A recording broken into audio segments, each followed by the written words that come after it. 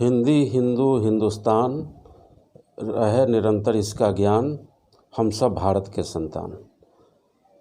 किसी साहित्यकार की पंक्तियाँ हमारे जनमानस में अनुगुंजित हो रही है।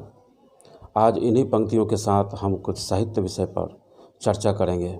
यह समीचीन है, यह उचित भी है, क्योंकि साहित्य की प्रवृत्तियाँ बदलती हैं और जोगिन प्रवृत्तियों के आधार पर हम सभी जानते हैं कि देश और काल की परिस्थितियाँ भी बदलती है।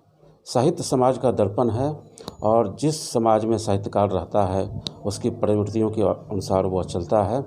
साहित्यकार का परम धर्म होता है कि वह अपने विचारों के द्वारा, भावों के द्वारा समस्त समाज में एक क्रांति ला दे, और साहित्यकार का यह धर्म होता है कि वह समाज सुधारक होता है।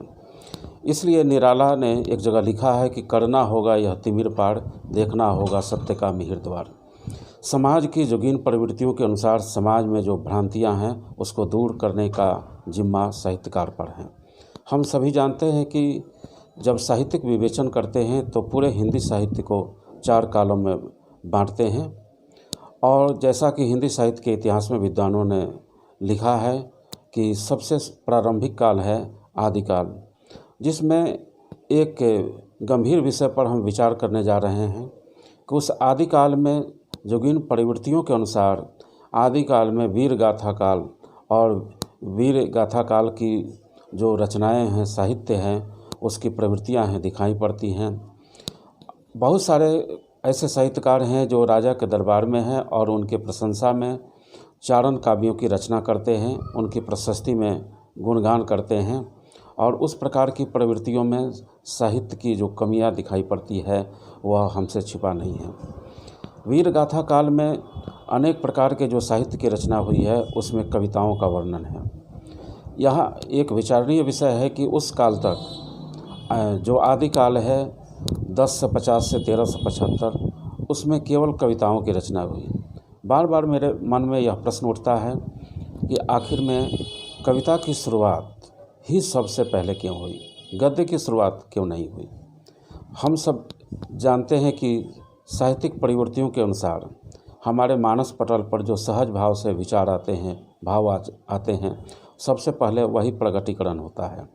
हमारे मन में जो विचार आते हैं वो गतिशील होता है, और गतिशील रूप से भावों और विचारों को व्यक्त करने का एक माध्यम है कविता। कविता सहज अभिव्यक्ति है, कविता एक प्रवृत्ति है, और हम सभी जानते हैं कि कविता का जन्म मन के विचारों से होता है, भावों से होता है। मोहनलाल मातोवियोगी ने लिखा है कि पीड़ा की अनवरत चोट से सिसकते हुए प्राणों की बिहुला अभिव्यक्ति ही कविता है, या बिहुल अभिव्यक्ति ही कविता है। जब हृदय पर बार बार आघात पड़ते हैं, वेदनाएं सिसकती है, करुणा का जन्म होता है, आह होता है, टीस उभरता है, कहीं से दुख का जन्म होता है, तो कविता जन्म लेती है। और कविता की प्रवृत्ति भी यही है। सुमित्रानंदन कविवर सुमित्रानंदन पंत ने एक जगह लिखा है कि वियोगी वो होगा वह पहला कवि, आह से उपजा होगा गान, निकलकर आँखों से चुपचाप वही होगी कविता अनजान। वियोगी होगा वह पहला कवि, वही कवि अच्छा कवि होगा, सार्थक कवि होगा, उसकी रचना उतनी ही सार्थक होगी जिसकी रचना में विरह से, दर्द से अनुभूति होगी। वास्तव में कविता का जन्म सहज प्रवृत्ति है, लेकिन कविता का जन्म दर्द से, अनुभूति से, विरह से, टीस से, व्यथा से, करुणा से, संवेदना से होती है। एक जगह शेली ने, अंग्रेजी के कवि शेली ने लिखा है कि our sweetest songs are those that tell of our saddest thought. हमारे मधुरतम गीत वे होते हैं जो करुणतम बातों की अभिव्यक्ति करते हैं।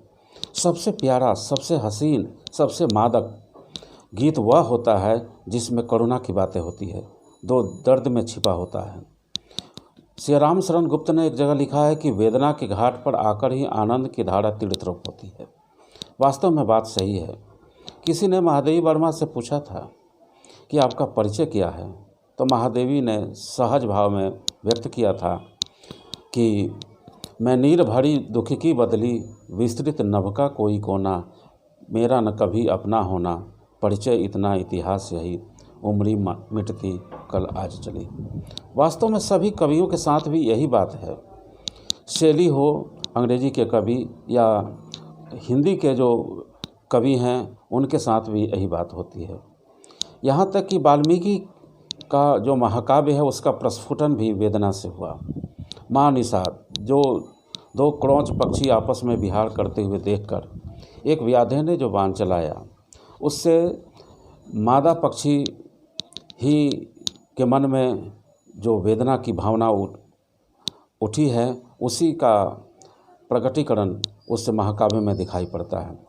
व्याधे के बाण से आहत नर पक्षी जो तड़प रहा है, उसके समीप में मादा पक्षी बैठा हुआ है और उसकी वेदना को वह निहार रहा है। बात इतनी नहीं है कि व्याधे के बाण से आहत वह नर पक्षी तड़प रहा है और उस तड़पन को महसूस वह मादा पक्षी कर रहा है, तो उस के हृदय से उठने वाले जो भाव और विचार हैं उसकी अभिव्यक्ति कवि कर रहा है और उसकी जो अभिव्यक्ति है, अनुभूति है, वही कविता के रूप में रूपायित हो रहा है।